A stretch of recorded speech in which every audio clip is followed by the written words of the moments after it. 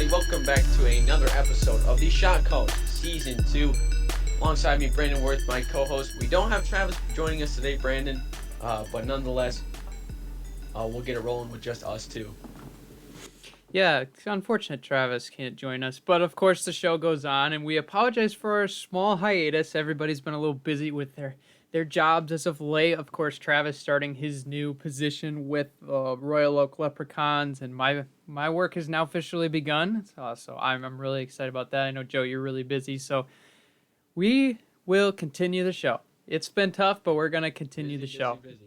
But we always have a great show for you today. Lots of great things to go into. Before we start, huge shout out to Bulldog Radio for making our show possible. If you want to check out more podcasts and more on Ferris State at Ferris State University, and even start your own, like me and Joe did, you can check them out on all the social media platforms you see in front of you. Mm-hmm. We can fully endorse them because they're cool people. But moving into the NBA, we've got a lot to chat about with the award winners. Of course, the number one we need to talk about is the man, the myth, the legend, Nikola Jokic, winning the MVP. I got to say, this was really cool. I think he was very deserving. I think there's a lot of great candidates you could put in this category. But I think on top, Joe, I think we could agree that the Joker's just been too good this year not to win. For sure. He's been absolutely lights out. I just laughed because when he got drafted, I saw a stat. It was like Nikola Jokic outlasted the Quesarito. Yes, he was on the Taco Bell commercial. He got drafted during the Taco Bell commercial. Jokic was at round 2, pick 30 or something. Like, he was near the end of it, and it's crazy to see that he was able to get come that far with his career.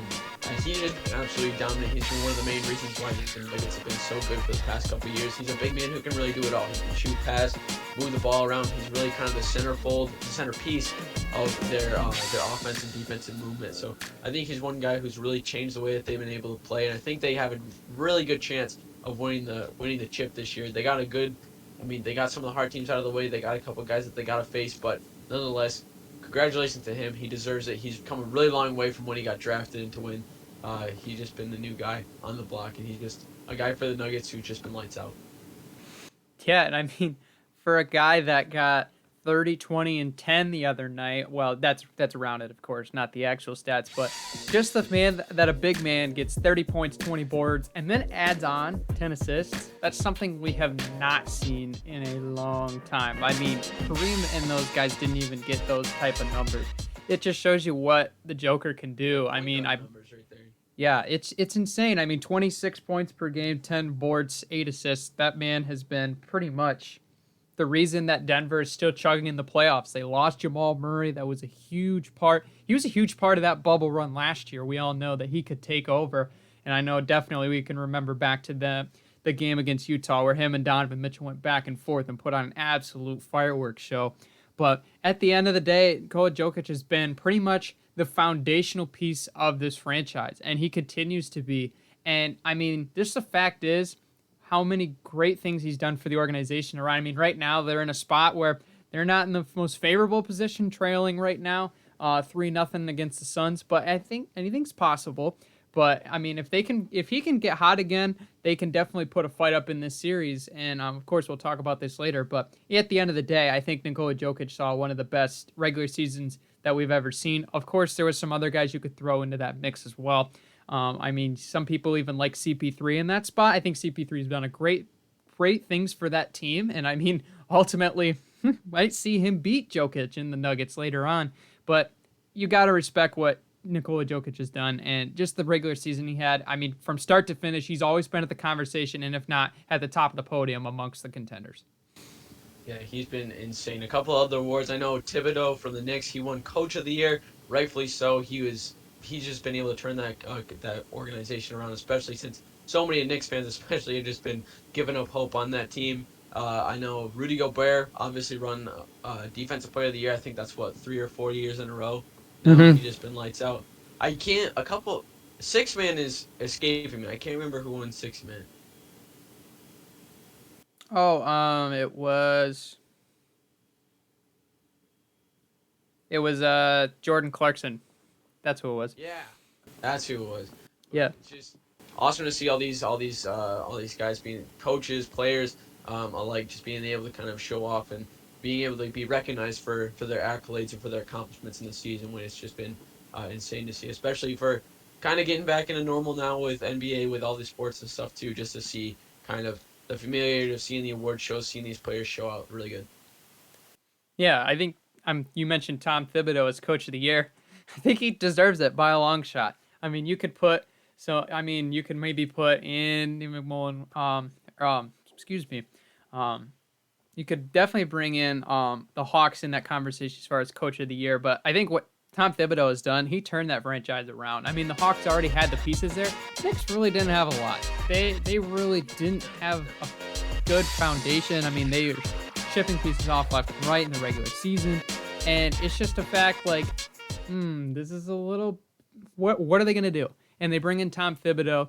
Julius Randle, most improved player for a reason. That guy's been dominant. I took him in my Dynasty Sleeper League, which I am very excited about.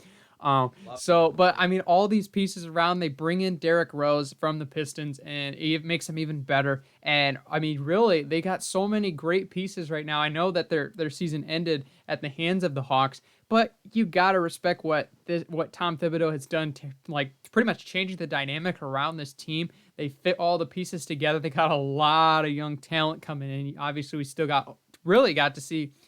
We still have to see what Obi Toppin can do because we never really saw him this year with injury, and they've done this well without him. I mean, Mitchell Robinson was out for, I think it was like a 6 or 7 week span. I don't even think he's back yet, and like they're still dominating, and they still made a great playoff run. I mean, obviously, it would have been better if they would have continued, but at the end of the day, I think that was well deserved. And I mean, Rudy Gobert.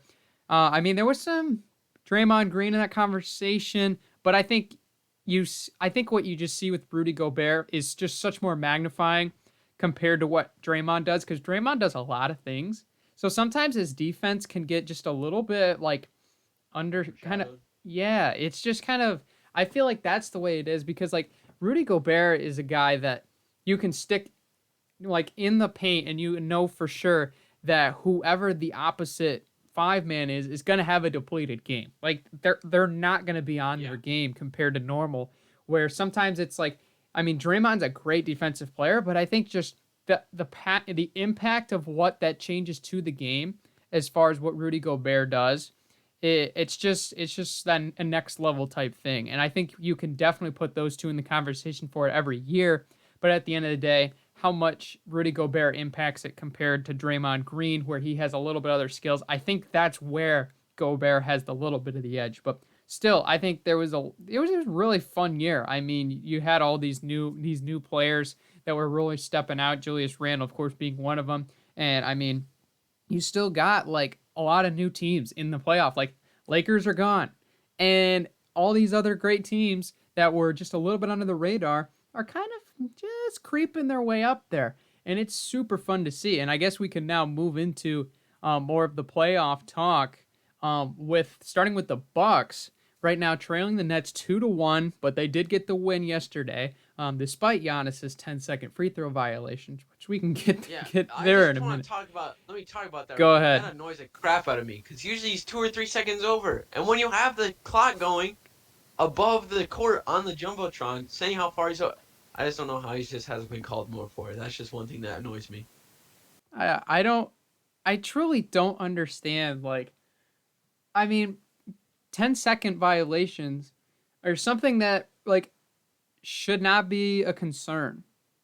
You have 10 seconds. Yes, you would like to use all the time you have available, but why put yourself in the position where you have to worry about the 10 seconds? That's what doesn't make any sense. Yeah. And I know he's working a lot on his breathing and a lot of that sort of stuff that you can visually see, but it's okay, do you need 6 dribbles to recalibrate your breathing pattern and really find yourself in the zone, or can that take 3 or 4? And right there, that literally saves you 2 to 3 seconds, and the 10 seconds is nowhere near a concern. So, and he's missing some of them too. It's not like he's been lights out 100% from the free throw line. He's been missing a good amount of them. Exactly. You might be trying to get your breathing, like you said, breathing patterns on lock and trying to get the focus, but it's really all you need at the free throw line is 2 dribbles, maybe spin the ball in your hand a little bit, take a deep breath, and then shoot. And that shouldn't take you more than 3, 4 seconds. But when you take up that full 10 seconds, it's kind of like it defeats the purpose. Because like you said, now you're worrying if you get to that 8, 9 second mark. It's like, are they gonna call me for 10 seconds? And then you have to think about, oh, I gotta rush this a little bit because you can't see the clock going. So I don't know if he cares. I mean, he obviously doesn't care because he goes 2, 3 seconds over, and the refs don't care about it. But it just it's annoying to watch because it's like you don't need that much time.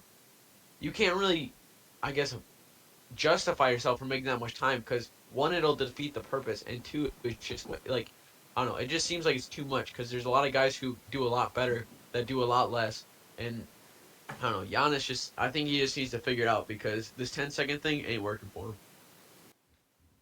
Yeah, it's just so weird, I guess, in a sense where they have to worry about this sort of stuff. And the fact is, like, they're still winning, I guess, is the bottom line. I mean, he shot Yeah. horrific. I'm trying to look up the exact numbers here from how he shot from the free throw line. I believe it was 4 of 9 from the line. That's 44% for you mathematics majors out there. That's not great. Less than 50% at the free Yeah, throw not line. solid at all. No, it's not very good. So, but the Point fact guard. is, Milwaukee's defense stepped up in an absolute huge way. They really did a great job in last night, or I'm sorry, not last night's game. Their last game in Game 3 that brought them back to the 2-1. I mean, they really kind of shut down the Nets. I Yeah. mean, the Nets When's the kind of last started. time you saw a playoff game sub 90 both teams? Oh yeah, it's absolutely bonkers. Like, Like, when's you seen that? I mean, I don't even know last time I've seen it, but I mean, at the end of the day, I mean, you got to give credit to that coaching staff. They really flustered the Brooklyn Nets especially in the first quarter. They were just inefficient, couldn't get anything to fall. And there's just been times where it was like, man, this team does not look like the title contender. I mean, obviously, then they really kind of brought themselves back into where they belong, got it back into where in the shape they were playing in previously in the second quarter. But then Bucks still held them out, and I think that was huge. I think that the Bucks now they have a little bit of a sliver, and that we can see a little bit like, oh hey, they get Yeah. this playbook on lock, and they can get really consistent and efficient on the defensive end early on. Like, they're gonna have shots to win games, and the fact is, like, Sure. they got one done. There's certainly no reason they can't repeat it. But the Nets are Yeah. gonna get better. So I mean, I think that this could be a very interesting series. But I think that the firepower right now with the Nets, especially what we saw in Game 1 and Game 2, it's gonna be kind of revitalized in Game 4, and we might see a 3-1. And I mean, once it's 3-1, unless 2016 Warriors Cavs, we can see what the writing on the wall is going to be in this series. Yeah. Is Harden back yet? Because I mean, if Harden's not Mm-hmm. back for this game, what is it? 3 o'clock tip off is what it is. Mm-hmm. I think if he's not back for the game, I mean, they got a really good chance of tying up the series and getting some momentum going into the game 5 and game 6. So honestly, they have a good chance. I think they can really, if they can turn it around, kind of shut down at least either Kyrie or Kevin Durant. One of the two guys make one of them kind of overcompensate and kind of leave it to Blake Griffin or Joe Harris or somebody to kind of pick up the slack a little bit. I think that's where they're going to be able to get it done because if they keep letting just like last game, I mean, if they let Durant and Irving have those 20, 30-point games apiece, and then you kind of leave it for, like I said, Blake Griffin or Joe Harris to kind of pick up the slack a little bit, you got to be able to defend those guys because if not, I think that's where you're really going to have the problem is those 3, 4 spot guys where they're not really getting the ball a lot, but when they do, they're knockdown shooters and they're a bucket. So once they shut them down, once Giannis can figure out his free throws, and if they can kind of lock it up a little bit more defensively and get that consistent like they did in Game 3, I don't see any point where they won't win the game. But it's just, will they be able to kind of come back from this? Are they going back to Brooklyn? Are they in Brooklyn now? Or are they going back to Brooklyn in Game 4 or Game 5? Excuse me. I believe they were in Milwaukee last game, so they'll be in Milwaukee Yeah, again. tonight. Yes. Yeah, I mean, So they have a good chance to tie it up. They need to tie it up before they go into Brooklyn because I think if they go there, even with I think it's limited capacity anyways, but even if they go to Brooklyn with limited capacity, just seeing what we said in the last time we had the conversation of fans in this limited capacity setting where there's more focus on them, I think Bucks got to win this game, or you might as well just call it quits. Yeah, game 4 is such a vital piece. And I mean, both teams really shot poorly last game. And we know how lethal the Nets can be from the outside if they're clicking with guys like Kyrie, Joe Harris, and Kevin Durant, of course. But then again, the Bucks have some shooters too. PJ Tucker, Chris Middleton, those guys can fill it. We're not going to put Giannis in that conversation yet, but he still brings an impact. Everybody knows about that piece. But moving into the last part of the NBA, really the question I think everyone's got on their minds right now, is there anybody that is going to stop the Phoenix Suns, Joe? Because it don't look pretty right now if you're Denver. Honestly, I don't know. They've been playing so solid. The opening round, they played good. First of all, I think it's just kryptonite for a lot of guys. I think when it comes playoff time, he just turns on another gear. I mean, we've even talked about it before. He's made every team that he's joined better. No matter the circumstance, he's always made them better. And I think now that he's brought that kind of culture into Phoenix, who's had guys who are able to play really well. I mean, DeAndre Ayton, when he's able to turn it on, he's able to play really well. I mean, he might get drug tested because that's just the way the NBA works, but nonetheless, he's been able to play really well. Devin Booker, our guy, he's been able to play really well. And then pair him with Chris Paul, who knows how to facilitate a game, facilitate a team, and be a captain. That just adds to it. So I think if they can kind of keep this up, and Chris Paul can keep up that reputation and show these guys that winning is the new culture for the Phoenix Suns, I don't think there's a team that could beat them other than the Brooklyn Nets if Brooklyn makes it that far and can get past the Bucks. But I'm really looking forward to what this kind of entails, especially for next round. And if Phoenix can close it out, more power to them. I want to see them win. It's been long overdue. Ever since the Steve Nash was on Phoenix, that was like the last time they've ever been good.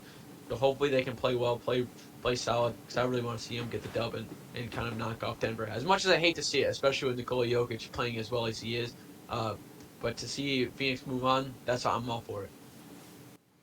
Yeah, I mean, right now, I think a lot of teams would definitely say that they'd be rooting for Phoenix right now because they're low key kind of the underdog. I mean, they're a number 2 seed, obviously behind Utah, but like they haven't had a ton of success. I mean, we want to talk about true success that this team has had. We're talking Charles Barkley. That's how long ago it really was when this team was really business was booming. And then we could obviously bring in the Steve Nash, Amari Stoudemire era, which would be the next best thing. But it's been a long time. It has been a long time. But I mean, I would absolutely agree. Chris Paul, and I mean, really, the other guys have been absolutely huge in this game. I mean, in this series, excuse me.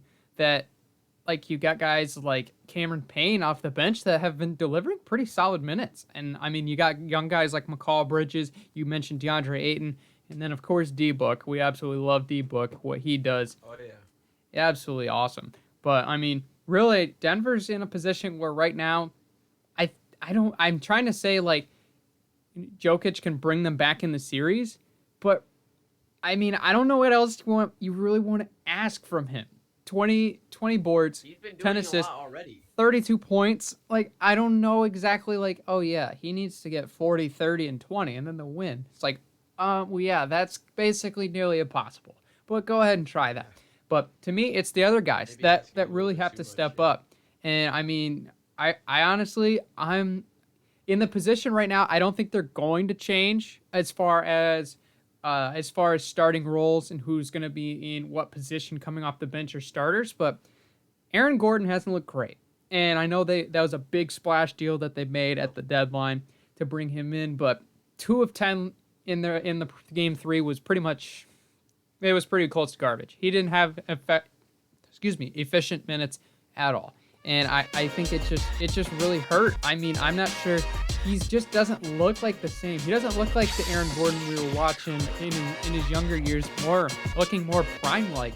Just hasn't been that same guy. And I don't know exactly if it's just the change and that he's just still adjusting, which could definitely be the case. But he's just not looking like the Aaron Gordon that we're accustomed to seeing, especially the guy on the poster boards in basically dunking a basketball, literally, and still getting robbed, of course. But, I mean, Michael Porter, Austin Rivers, Will Barton, Marcus Morris, we need to see those guys step up because Jokic is doing as much as he can, but we need to see more from them. But that's definitely going to be interesting. But before we move into college football, of course, you got to check out our podcast, the Most Valuable Sports Podcast, wherever you have your podcasts on platforms, whether it's on your phone, your computer, whether it's on Spotify, Apple Podcasts, Castbox, and all the other platforms that are so beautiful on the internet. You can go check out our podcast there. And if our podcast is not on your podcast platform,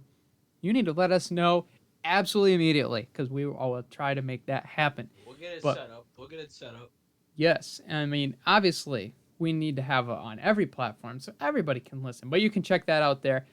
But moving into college football, as Joe's screen is a little bit frozen, but you know what? It's fine. We'll just keep it moving. No, you're good. The new playoff format, the 12-team playoff format. This looks really interesting, Joe. I'm not gonna lie. What are your original thoughts on it? I think we had this conversation like 3 months ago. I think it was like the start of our second semester. We had a conversation of should the college football committee expand the playoff, and I think we said 12 teams might be too much to move it to 8, but the 12 teams, I like it. We'll see a lot more chances for Cinderella stories. I'm kind of sick of seeing just on rotation. It's just Alabama, Clemson, LSU, like every once in a while you see Notre Dame or Michigan or something like that get in there.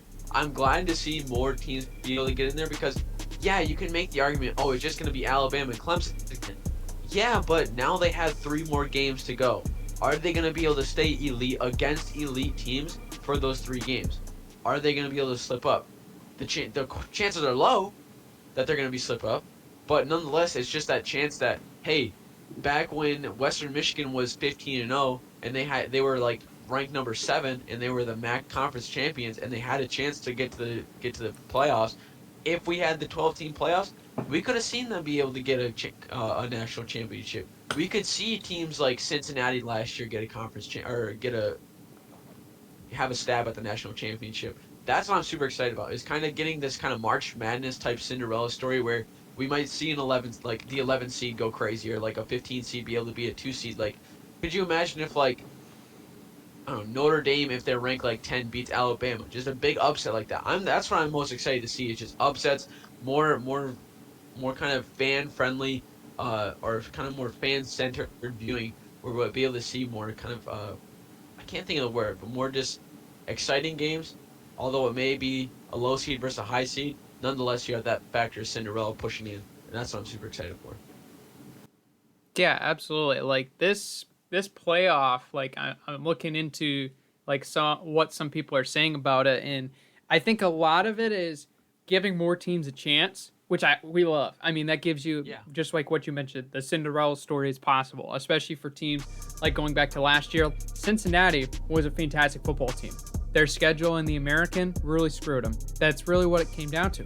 And the fact is, like, not giving them a chance was obviously a blow. Like, I mean, you as a small conference team, you're like, oh, well, what do we have to do to put ourselves in the position to make the playoff? Be every team by 40 every year? And then make our case in front of the committee to be able to put in the playoffs.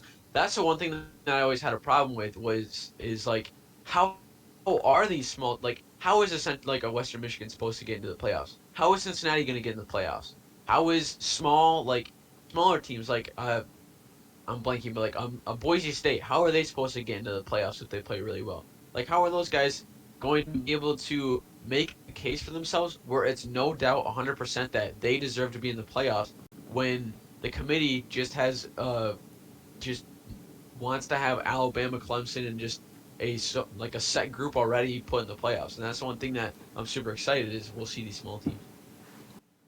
Yeah, and I think the biggest thing that I've found so far is why I should say, not necessarily teams, but as coaches and analysts and everything that are kind of opposed against they like the 4 team and that they should stay, is bringing in more teams isn't going to really change the outcome per se as far as paper concerned, which I don't agree with fully, but I kind of understand what they're coming from in the point of more games needing to decide who's the champion.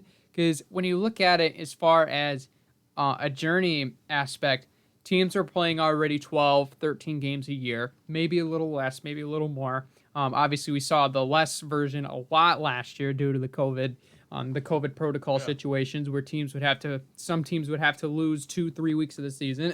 Michigan, it's okay. But I mean, now we're talking 12 games. Some teams are going to play possibly 3 to 4 games extra. Now you bring in the health concern. Now you're going to basically be playing near NFL's type schedules, which some people might not adjust well to.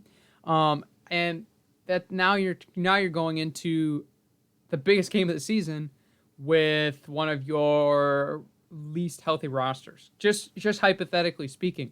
Like if, for example, if you were Alabama and you played in this format and you're playing, let's just throw in Cincinnati hypothetically. If it was an 8-team playoff, hypothetically going off of last year, Cincinnati probably would have been the 8 seed and would have probably drew Alabama.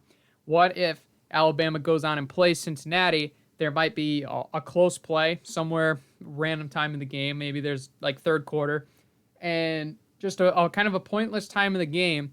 Alabama's winning. That Saban's running his 2-minute drills, looking ahead, and there's just a really ugly hit on Mac Jones. He twists his ankle. He's got a compound fracture on his foot. Now you're without your starting quarterback going into the actual important games. Now, is that more on Saban not pulling him out? That hypothetically, it's just an example. But if that happens, like especially with some teams where they rely on huge talent, notably Oklahoma and their quarterback position, if you lose that, especially in a high game tournament scenario, it might hurt your team, especially if you're a lower team where you're relying on your star power a little bit more than usual, and really to make that run. That is a possibility. But at the end of the day, I think it gives more teams a chance, especially the lower seed teams. I believe it's the top 6 conference champions as far as rank is concerned. And then I think it's somewhere around the next like four highest ranked teams. And then I think there's like 2 high ranked small school teams. I can't remember the whole format off the top of my head because it's still like being up in the air as far as the proposal is concerned. But I mean, I think it's cool. I'm not sure about just looking into the health situation. That's probably the biggest what if that scares me. But I think it gives more lower seed teams a chance, and I think they deserve it because at the end of the day, like they can't do anything about their conference schedule. It's like, okay, Central Michigan has to go beat all the MAC teams by 40, and they're gonna have to try to schedule Alabama, who won't even schedule them, in that sort of situation. And now it's like, oh, well, what are they gonna do? Yeah, I think you can make the argument though is that like if a team is one talent heavy and like puts emphasis on that, like they run the risk of getting that person in injuries every game they play. Like so say like Oklahoma, like when Baker Mayfield, Kyler Murray, Jalen Hurts were all there was a large emphasis on those guys when they were in the quarterback position to have literally every play be like, okay, it's your discretion. Like, okay, you can run the ball. Like, we're gonna make it so that way, like every other play you're running, or every other play like you're like gonna have like a option or something like that. So you run the risk already of if you have that one talent side heavy of like, if our guy gets injured here, which the more you put him in harm's way, the more of a possibility it's gonna happen. I think as later season goes on, you're more prone to injuries, but teams gotta understand like if you're already doing that, you're already running the risk. So there's not really that big of a deal. But I mean, I think it makes it a little bit better because now you have guys who, like, when there's a team that's a 5 seed that gets barely knocked out of the playoffs, but they get a bowl game, their star players will sit out. So they're like, the Orange Bowl doesn't matter. Like, like? I'm not gonna care if like I win the Orange Bowl. I'm gonna care when I get my first paycheck from the NFL. I'm not gonna be injured. But now it's like you get that national championship under your belt. You're a 6 seed that wins a national championship, and you're flirting with the second round, third round pick, and you might be able to get a little bit higher draft stock if you ball out in the playoffs. Then we see guys who would normally sit out be able to play a little bit, and we'll see better football. And that's the one thing I'm super excited for is you'll have guys who I think are a little bit more self-centered, be able to understand like, okay, like this is where like the team's got to go. This is a big more team thing because I want to win the national championship. The team wants to win the national championship. It's the real deal. And I think with this playoff format, it's going to change the way a lot of guys think when it comes game time. Yeah, absolutely. And I looked up the college football playoff there just to make sure that I had it right, just for all the people at home. It would be the six highest ranked conference champions, which hypothetically, like SEC and Big Ten, and you could probably throw in ACC, basically going to be Clemson and Notre Dame if they decide to stay in the ACC, which they might go back to being independent. That's completely up to them. But like those teams are basically guaranteed in. Pac-12, Big 12, they're probably going to be in there too. So now really it's like, okay, who's going to be the next, as far as the Power 5, outside the Power 5, who's going to be the next conference champion? That'll be the six, and then the six next highest teams according to the rankings. So hypothetically, looking at what was last year, we would have Alabama, Clemson, Ohio State, A&M, Oklahoma, and like we'd have teams like Cincinnati, Iowa State, possibly Indiana in this college football playoff. Iowa State. Yeah, like those teams would all possibly make it, and that's kind of a bonkers thought. Like going into it, like, oh, this is going to be a very interesting playoff. Now, again, it's going to be kind of March Madness, where it's 1 versus 12 hypothetically would be pretty daunting task. But at the end of the day, it's like, hey, give them a shot, because I mean, if the better team wins, sure, expected. But if they upset, now you're bringing the real height to Cinderella in college football, and now it's going to be even more exciting, because at the end of the day, anybody can be beaten on any given day. So I think it's going to be cool. Yeah, that's the one thing is I think football viewers can really enjoy and kind of bond with this is it's going to bring a lot more hard-nosed football and a lot more gritty football, because you're going to have a longer playoffs. It's going to playoff just brings the best out in everybody, and to see that for an extra 2 weeks, that's one thing I'm super excited for.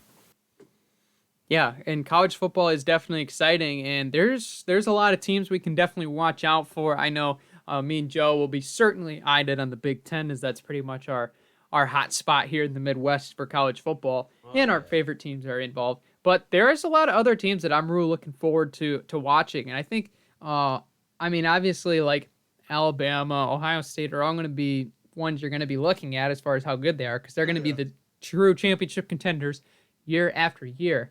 But I really think this I'm really excited to look at how this Clemson team's going to look, because the last couple of years we've seen pretty much the same roster that has grown chemistry, really grown with each other, especially with Trevor Lawrence, Travis Etienne, T. Higgins, just got drafted, Amari Rodgers, excuse me. You got all those guys that have been around for so long. It's kind of like second nature, where it's like, oh, okay, like this is gonna be a fantastic team. Now they're all gone. Now you're gonna be looking at DJ Uiagalelei as your starting QB week 1, and you're gonna have a new tailback, and you're gonna have new everything. And that's something that they're not necessarily used to all the time. Now, do they have new guys getting plugged in different spots every year? Sure, but now it's kind of a whole revamp as far as skill positions are concerned, because a lot of them were drafted either this year or last year. So now that's going to be a team that I'm really looking forward to. And I know Dabo Swinney's going to do a great job of putting the right people in right spots. But it's just going to be a really interesting team to watch, I think, this year. Yeah, that's one team I'm really looking forward to. I want to see how Cincinnati bounces back since that loss in the bowl game. I forget who it was, but it was one of their captains, their wide receiver. He just watched the whole trophy presentation by himself in the end zone. I'm really hoping that they're able to kind of turn it up and be able to have the same season, especially with the new format. They got a chance to make the playoffs, not get shafted out of, and just get put in a bowl game. So that's one thing I'm super excited for. Another team that I'm not saying that they'll do super well, but a team I'm looking forward to watching and seeing how the season kind of starts up is Michigan State. Mel Tucker finally has a recruiting class that he went after, that he likes. He's not got. I mean, he still has guys from D'Antonio, but he's got guys that he knows that trust him and kind of got recruited by him. So that's a team that I'm wondering how well they're going to do, if they're going to be able to turn it around.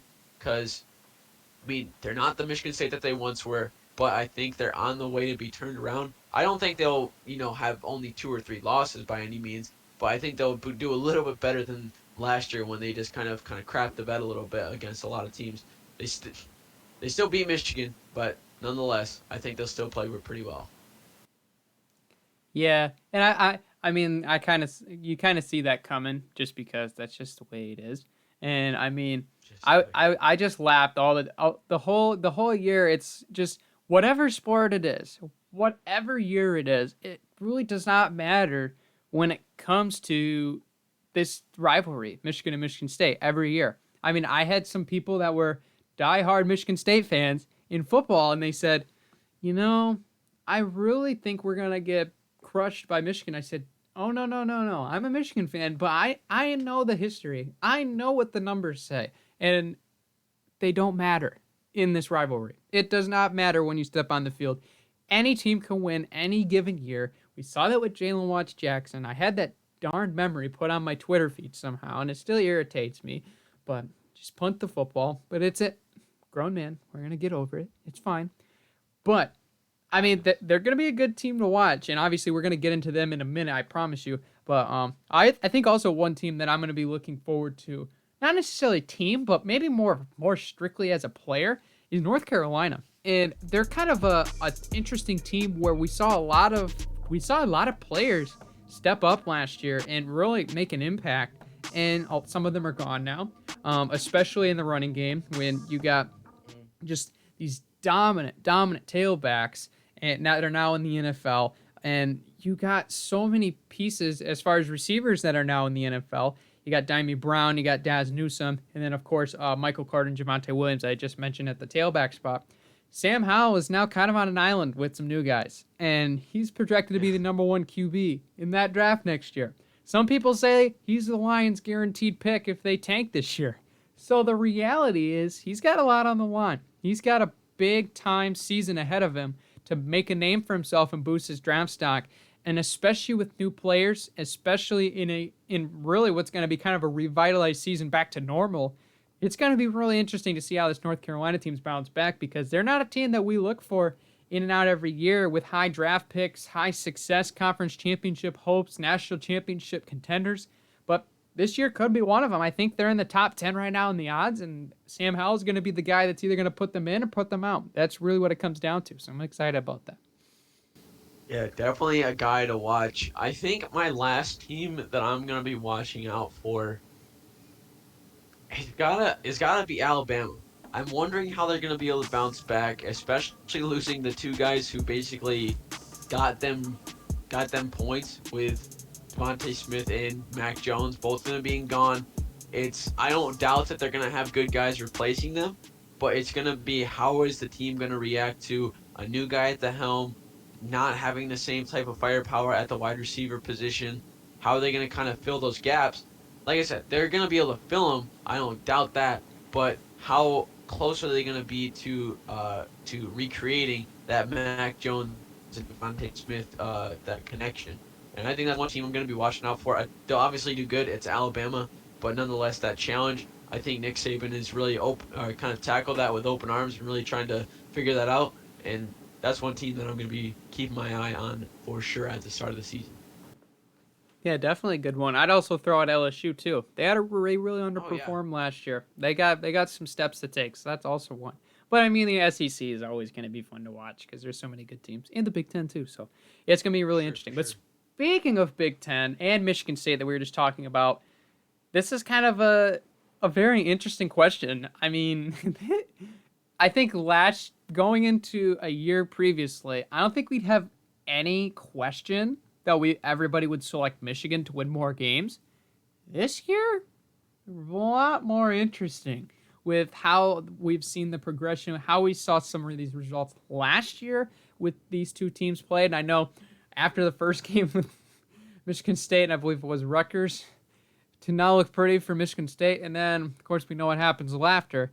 But the question is, will Michigan or Michigan State win more games? I don't know, man. I think here's what I'll say. I will say, I'll admit with slight bias, but I have reason to back it up. I will say Michigan, and I know obviously you can see my Denard Robinson poster, and I think the biggest part of shoelaces, man. He does not have shoelaces in that photo, so I think it's pretty cool. Anyway, back on track here. Michigan winning more football games, I think will happen, but don't jump on me all over yet if you're a Spartans fan. I don't think it's going to be by 5-6 games, not even close. It's going to be a 1 or 2 game division right now because I would agree with you, Joe. Mel Tucker has shown that his players are buying in. Last year was not with pretty much as definition of a roller coaster as you can get with how that season went, but they still figured it out. Like they played well in parts of the, and if they can put that on a regular week basis, like they're going to be a legitimate team. And I mean, you look at some of these Big Ten teams, like Minnesota, supposed to be a really good team, did not show out last year. Indiana was great, and they really weren't expecting a whole lot. We see a lot of variance year after year, and especially with teams that come off of some bad seasons, and a lot of them come into play once they start figuring out the system. And if Mel Tucker can figure out that system, like Spartans are going to be on a good track. And I personally hope that they can play better because I would love to see Michigan and Michigan State both playing well and then play each other. And of course, we want to have more teams that could give that other team a run for their money as far as championships are concerned. But I mean, it's going to be really interesting. I will say Michigan wins more games, but 1 or 2 probably, because I think that this Michigan State team might be a little bit of a slept-on team going into the season. I've seen what their records could. I don't know. I think they're going to win more games than people say. Yeah, I'd say Michigan is going to do better overall, but Michigan State is going to get some of those wins where you're not expecting them to. They're going to come in and they're going to kind of have the sneak win a little bit. It's going to be close, like you said, probably within a 2-3 game kind of difference. But Michigan State, you can never count them out, especially in that big rivalry game. I mean, you got kind of that rivalry with Northwestern that the two have, that they've been able to kind of get the better of them. But it's going to come down to those big games where they have to play like teams like Minnesota, Michigan, Ohio State, if they're going to be able to play really well, or Wisconsin. Those teams that, they're obviously the better team, but are they going to come in with a chip on their shoulder and they're going to buy into Mel Tucker's his philosophy and be able to get the dub? And that's the real thing that we got to watch for. And hopefully they bought in, because a coach having guys who just aren't there for the team and they're there for themselves is very frustrating. Yeah, and don't forget, like, last year, both of these teams had 2 wins. Absolutely crazy that we'd get this far. If you asked me 5 years ago that both of these teams would end up with 2 wins in a season, yeah, I know it was COVID shortened, but still, 2 wins? Man, that's crazy. Like, Michigan was 2-4 last year. Michigan State was 2-5. I don't know the last time that happened, but boy, it's been way too dadgum long since I've seen that happen. But it's going to be super fun. And I think with looking at both of these teams, Michigan, we got to get the defense better. That's priority number 1. The offense is going to shake itself out. We tried the Joe Milton experiment. It did not work as much as fan hyped it was. Yes, I'll admit, I was one. You can put me down. I was hyped for Joe Milton. But it didn't work. And we moved on. He has a freaking cannon. Like, I don't know why you can get excited about that. I saw him throw one pass in the spring game. It was a 60-yard dart down the sideline on a post for a touchdown. How do you not get excited about that? But at the end of the day, it is what it is. And I hope he has a good time wherever he transfers to. But I think we got to get that defense better. Don Brown is now not there anymore. So how that's going to change, how our scheme's going to change, could be a little interesting.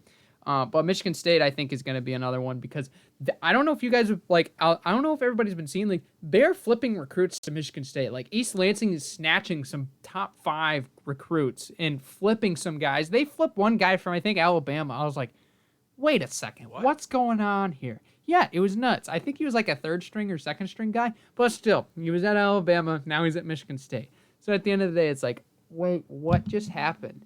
And now it's a little interesting how that's going to work out. But I think at the end of the day, like, Michigan State's just really figuring out the pieces to the puzzle. They just got the box last year with all the pieces in it. Now they're starting to piece them together and see how everything's going to roll with Mel Tucker. So I think you can put a little bit more expectations on him this year. Last year, don't need to. This year will be a little bit different. Yeah, for sure. It's definitely something to watch. I don't know if you want to, Brandon, but we'll switch gears on over to MLB if you want to. Yes, go ahead. For sure. Big question of a lot of the people that have been kind of following the MLB is, what is going on with the Yankees, Brandon? They are just nowhere near the top. They're, I mean, second to last in the AL East. They've been playing like garbage. I mean, they're shelling out as much money as they have been to get all these players. They really have not been shown to be one of the top tier teams. I think their record is only, I think, maybe just over 20 wins of the season.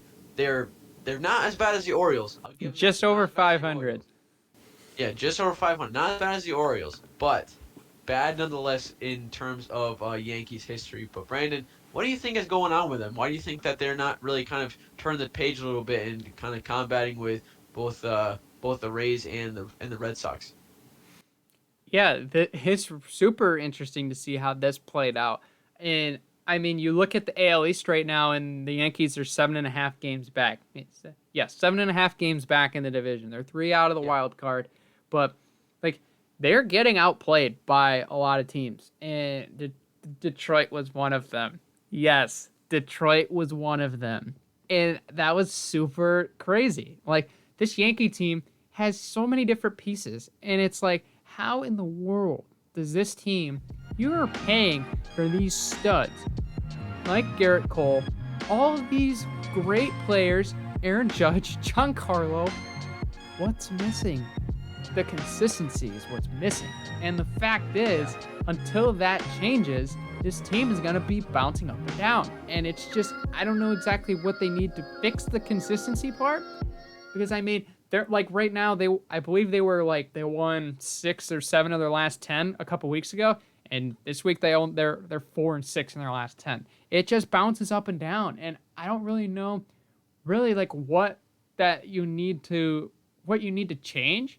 And I mean, they should be grateful because hypothetically, looking at I believe it's the X1 loss, they should be 500 exactly because of they've allowed 252 runs and they've scored 252 runs. So theoretically, they should be right split down the middle.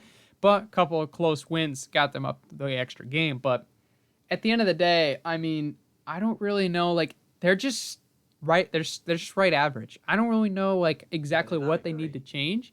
But I mean, the rotation's been great, and then it's been bad.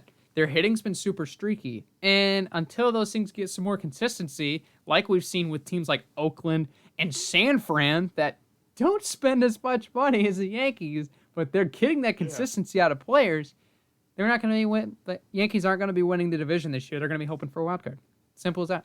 Yeah, Yankees all of a sudden just went from like getting snubbed by the Astros in the AL Championship Series to now just being not even in the conversation to being a wild card right now. They've just been playing so bad. It's just crazy to see like that they are at the point where they're at the point where they're just I just don't know what they need to fix because they're spending so much money to get these top tier players and they're not producing, they're not playing well. But it's like, what do you do? Like, what do you have to say to them? It's like Aaron Judge not really performing too well. Garrett Cole is hot and cold right now. Like their rotation is solid most of the time, but then there's the off days, and it seems like those are coming more often than not. And then you got Giancarlo Stanton who's not really doing anything. So it's just a whole lot of everything that's kind of culminating into one kind of like mess for them, and they just got to kind of untangle all the loose ends that are causing them to slip into this bad kind of spell. And once they can do that, that's when they'll start kind of turn out. I don't think they have a chance of maybe making it to the divisional series or to make it to the wild card. They kind of have that out of the window right now, unless they go on a crazy like beat the record and get a 25, 30 game win streak or something like that. But I don't think that's going to happen. But nonetheless, we'll see what goes on because they need to find out what's going on. They need to fix it, and they need to fix it soon. Yeah, and I will point out one thing that the Yankees don't do well that I've noticed this year, and I looked up the Yeah. numbers just to check to see what the official number is. They only have 231 RBIs. Do you know what position that is in the or in Major League Baseball? Like gotta be like 25. Close. 27. Guess who's 26? Motown. Orioles. Yes, Detroit has more RBIs than the Yankees. I'm just making up points that Ayo. Detroit's better than the Yankees, but that's fine because I'm a homer. Homer's You gonna always gotta homer. let that happen. But like looking at a lot of the stats, 15th in batting average. I believe they were 10th in home runs, which is a little bit higher than average. 17th, I believe, or 14th, 17th or 14th in OPS. Like, they just haven't had the up factor. They've just been up and down, and the consistency's flattening, or is just been so inconsistent, it's flattening them to average. So I don't exactly know like what they need to do. There is one thing that they could do is invest in more speed, because I believe they're second to last in stolen bases in baseball. And like Yeah, I know it's you gotta get that up. That's free. If you got speed, that's free runs. Get guys in yeah, scoring position easily. That's free runs. yeah, and I think the big part of that is like they don't have a lot of speed on their roster. I mean, it's the guys I already mentioned, and I think they've kind of lost some of those guys that I would say as far as as far as speed was concerned, because I think really Ellsbury and Gardner were those guys for a long time. You throw in Jeter with his intelligence that could steal some bags. The fact, like, they just lost a lot of their speed, and I don't, like, they're going to need to put in a lot of younger players in order to get that back up. But, I mean, at the end of the day, it's just the Yankees have just been inconsistent, and I think that's really, it's been kind of a common thread the last couple years. And it's just kind of alarming to see how that's going to play out, especially when you got all these other teams that are being playing more consistent, like Tampa Bay and Boston, that are flying up the divisional rankings and giving them a run for their money. But at the end of the day, it's going to be interesting. But I will tell you one person that is pretty darn consistent that they could look for. That man's name is Jacob deGrom. I mean, my goodness, this man. Degrominating. Yes. Degrominating right He now. is degrominating. We should have had the production team put that in the drop down right here. Just degromination. But anyway, it's absolutely fantastic to see this. But I will say this. The Mets don't deserve Jacob deGrom. I'm sorry. I had to say it. I The don't Mets have kind exact of turned it around though. They've gotten guys to. They got Jacob deGrom, and before they just didn't really have a lot, but they've got guys now. I mean, they got Francisco Lindor, who's been able to kind of turn around, give him a little bit more of consistency on the defensive side, as well as a little bit more consistency on the offensive side. So I will say that they're getting guys around him, but it sometimes just seems like, man, his talent is just getting wasted right now because he was already dominating like 5 years ago, and people were like, how much better can he get? And now he's cooking it, like he's throwing 100 plus, like almost like every 2-3 pitches in a row, he's been able to absolutely dominate, and it's just crazy because like you don't want to waste his talent, especially if someone's a Mets fan. You don't want to waste deGrom being there and to have that ticking time bomb of seeing like, man, like they're not utilizing me here. I'm way better than what they're kind of treating me right now. Like they should be getting guys around me, and so that way when I do come out for my turn in the rotation, we get a guaranteed win because I can only do so much as a pitcher. He can easily hold people scoreless through 7 easily, but if his offense comes in and they also are scoreless through 7, it's only as long as like that kind of piling on top of you. You can only hold that off for so long, and they got to really get going of getting him some tools to work around him, so that way they can get more wins, especially when he's not pitching on the day. Because once they can do that, give him some more breathing room when he comes in, they'll be set. yeah, and I should kind of reevaluate the picture that I'm saying when I mean the Mets don't deserve Jacob deGrom. And what I basically mean is like the Mets have kind of fleeced Jacob deGrom a little bit. They haven't really Yeah. given him like Jacob deGrom should not be in the he should or okay, let's say this. He should be in the category with Garrett Cole. He should be in the category with all these other top tier pitchers, and he's not getting paid that much. And what I really mean by that the Mets don't deserve deGrom is like deGrom is worth so much more than he's getting, and he's been in the same spot and he's went through the torturous years. Like Mets have kind of just haven't done a lot. Now I will Taking agree him for this year. granted a little bit. Yeah. And I think the big part of like this year, I will agree, has turned around a little bit. They are up in their NL East right now. They're winning the division. I think that's great.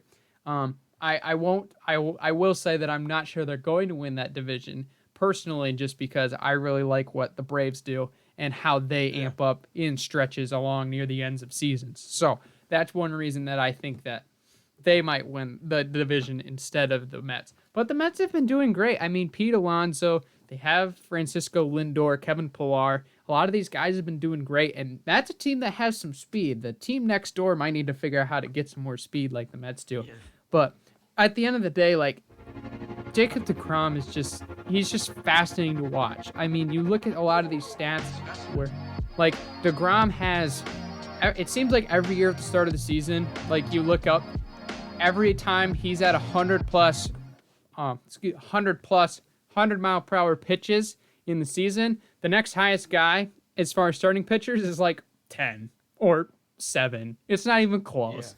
Yeah. And just the arm strength he has, the locations of his fastball, the intelligence, like, he does not walk a lot of guys. He absolutely dials in. He's like Greg Maddux with an absolute rocket for an arm. It's kind of crazy to think about it, but just the efficiency. I think if he took steroids.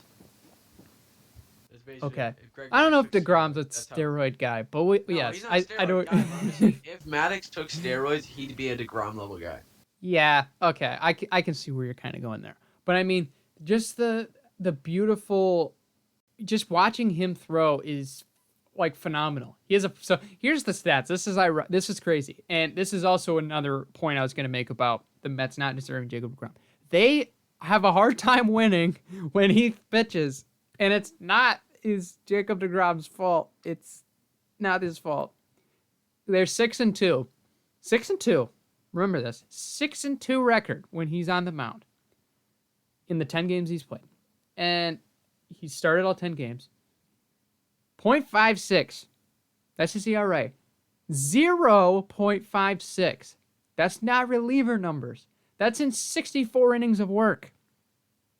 He's only given up 26 hits in 64 innings. That's almost 1 in every third.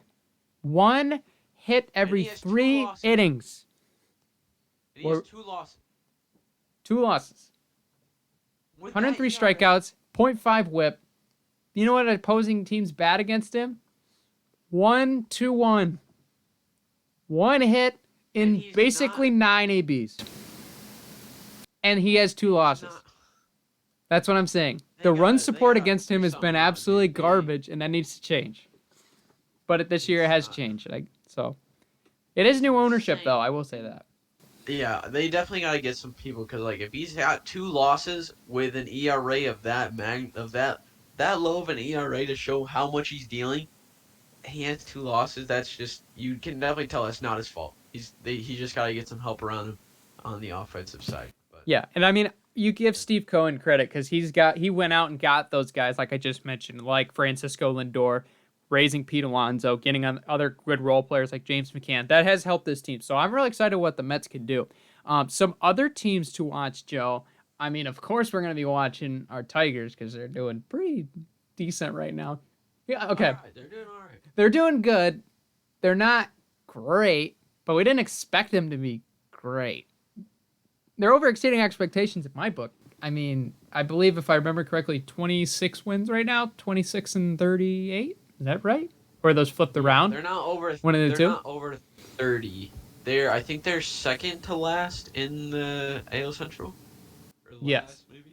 Yes, I am double checking, but my Wi-Fi is being a slight bit slow. But that's fine because the show goes on. But I mean, I was honestly saying, you know what? Above 60 wins, we'll take it. After the 47, I don't want to see a 4 in a win or a 40 number in a win column ever again. Okay, here is finally loaded. It was 26-38, which is tied with the Twins right now. Let me point that out. So, but I mean, we got the game today on Sunday, the 13th against the White Sox. Not pretty last night. 15-2. I was at a Whitecaps game last night, and they have the score of the Tigers game like on the scoreboard. I was like, oh dang, we're up 2-0 in the 7th. That's sick. And then I look up there like 2 innings later, and it's like, oh, final 15-2. And I'm like, what happened? Yeah, what has transpired in the last 5 minutes? Let them score 15 runs in 2 innings. I don't understand. No, it was crazy. They just piled them on, I think, from innings 3 to 5. It was just insane. That White Sox team is super explosive. I think they've scored like I want to say like close to like top 5 runs scored in baseball. I know they're higher than the Astros, if that gives you an idea of how great that Right. team has been offensively. Or no, they're only, I think, trailing Houston. So still, though, I mean that team's been really kind of figuring it out. Maybe Tony La Russa was the answer after all. But here, yeah, I'll go ahead and say it. I think the White Sox are a team to watch. The way they've been playing right now has really been fantastic. They do. If they keep up the momentum and they keep the way they're playing up and how much runs they're able to score and the bats will stay hot, even sporadically if they stay like just kind of stagnant throughout the year at a pretty solid rate, there's no chance that they won't be able to make it to the ALDS at least. They'll probably win the AL Central most likely. I mean, they did. I think they did last year. They'll probably keep it up.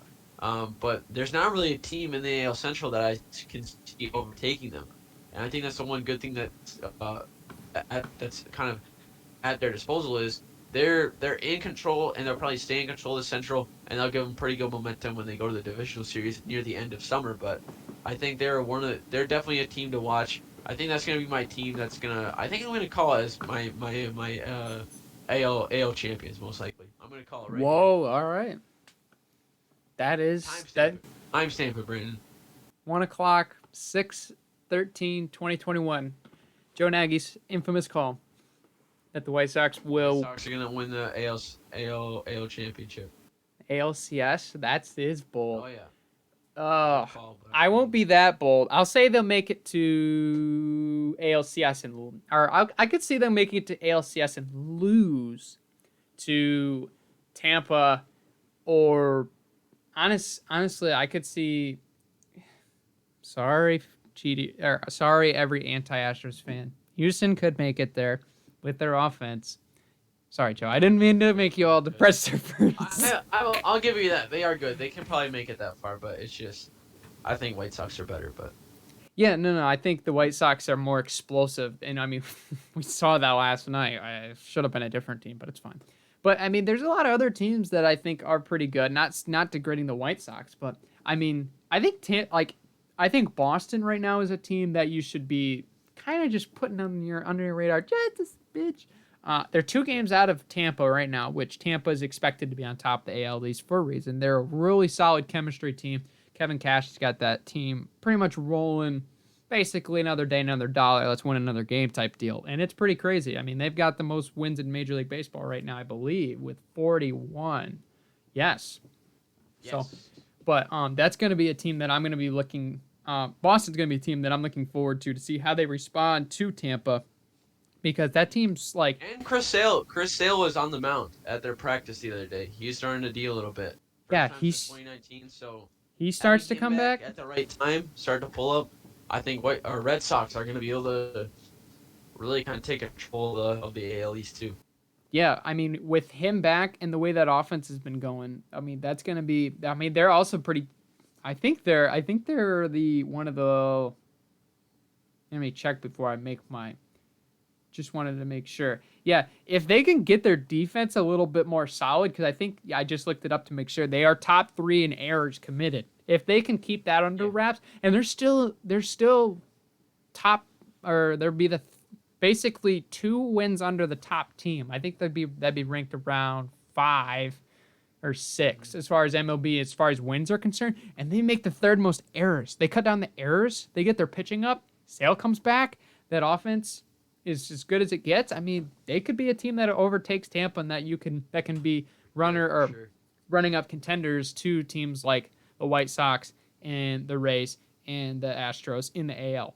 The NL, I don't know what's been going on in San Fran, but holy cow, I have not been aware of it. It is absolutely bonkers. 40 wins for the Giants right now, and they've not scored 300 runs. That's called defensive efficiency and pitching studs. That's what that team's doing. Absolutely insane. I mean, it is so cool to see. Like, that's a team that reminds me a lot of like the Denver Nuggets in the NBA. Not necessarily as high of a firepower team, but they're making it work. The chemistry, they're making it work. Fundamentally solid, they're making it work. It's just working. I guess you could equip them more to New York Knicks this year. But still, I mean, San Fran has been fantastic. They've basically been the best pitching team in baseball.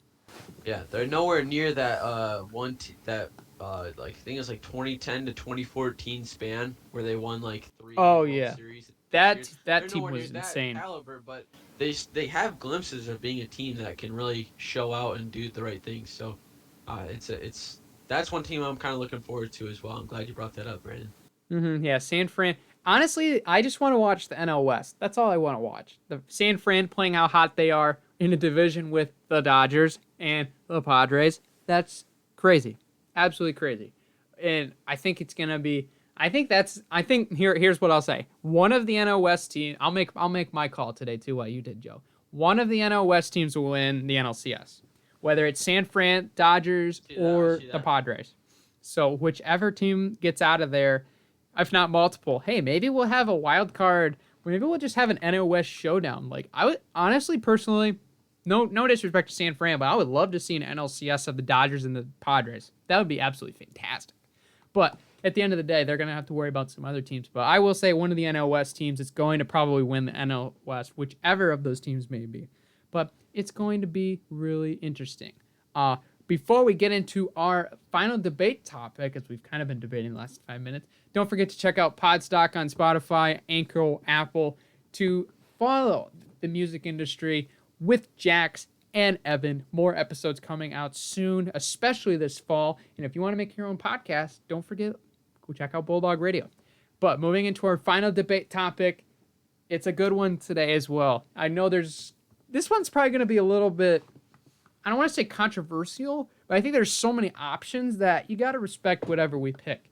But at the end of the day, we got There's them. some that could skip. Yeah, there's some that could skip our minds, but like there's some that are just so iconic that it's pretty easy to choose. Absolutely. So call your shot today. What is the greatest sports movie of all time?